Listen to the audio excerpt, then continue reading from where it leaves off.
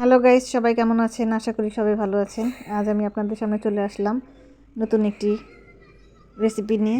আজ আমি রান্না করব লাউয়ের খোসা দিয়ে আলু ভাজি আর দাঁড়া পাতা দিয়ে শুটকির ভর্তা। চলুন তাহলে রান্নাটা আপনাদের সাথে শেয়ার করি। প্রথমে আমি কড়াইয়ে তেল দিয়ে পেঁয়াজ কাঁচামরিচ দিয়ে দিলাম লাউয়ের খোসাটা ভাজি করার জন্য। হলুদ গুঁড়া, মরিচের গুঁড়া, পরিমাণ মতো লবণ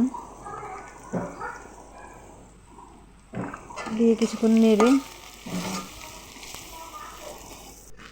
তারপর লাউয়ের খোসাগুলো দিয়ে দিলাম।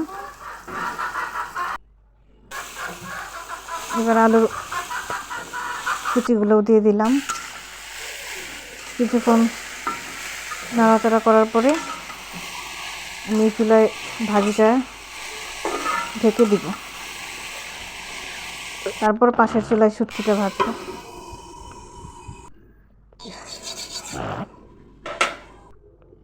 এই চুলায় এখন আমি ভর্তার আইটেমগুলো ভেজে নিব।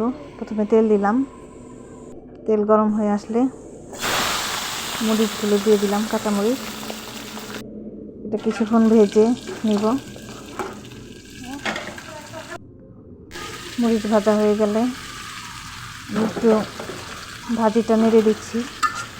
এই চুলায় আমার ভাজিটাও হয়ে যাচ্ছে। আবার ঢেকে দিলাম।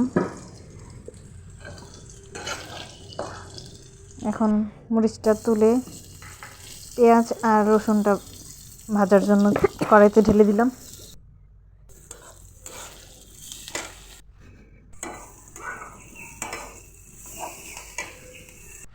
পেঁয়াজ রসুন ভাজা হয়ে গেলে শুটকিটা দিয়ে দিলাম। শুটকি ভাজা হয়ে গেছে। এবার দাঁড়া পাতাটা আমি ভেজে নেব সামান্য লবণ দিয়ে।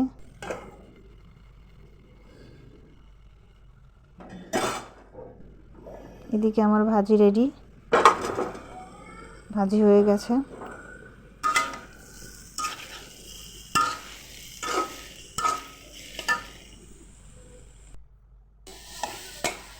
আমার দাঁড়া পাতাটাও ভাজা হয়ে গেছে।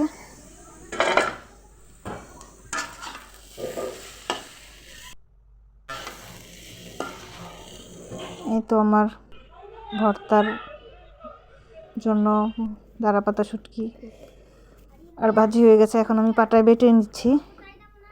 প্রথমে শুকনা মরিচ নিয়েছি। একটু ঝাল না হলে ভালো লাগে না আমার কাছে ভর্তা। শুকনা মরিচটা বাটা হয়ে গেলে কাঁচামরিচ দিয়ে দিলাম। মরিচগুলো ভালো করে বেটে নিব। মরিচে অনেক বিচি থাকে, এর জন্য মরিচটাকে ভালো করে বাটতে হয়। এর জন্য আমি ভালো করে মরিচটা বেটে নিলাম।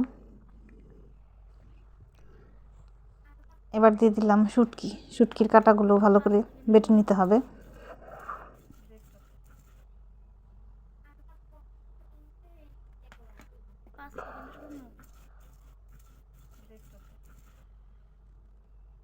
শুটকি বাটা হয়ে গেলে পেঁয়াজ রসুনগুলো দিয়ে দিলাম। তারপর দিলাম দাঁড়া পাতা। এবার সবগুলো মিশ্রণ একত্রে মিশিয়ে হয়ে গেল একটা টেস্টি ভর্তা।